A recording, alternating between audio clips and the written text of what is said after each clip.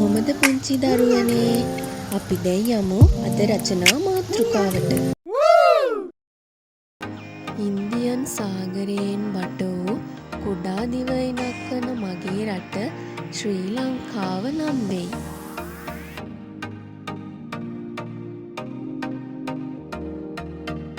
සමකයට ආසන්නව පිහිටා ඇති එය දකුණු ආසියාතික රටක් වශයෙන් හඳුන්වයි.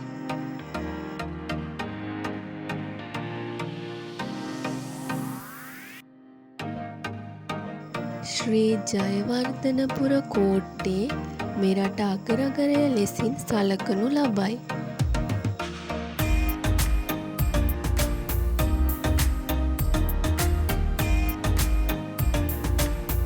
මගේ රටේ සිංහල, දෙමළ, මුස්ලිම්, බර්ගර් ආදී විවිධ ජාතීහු වාසය කරති.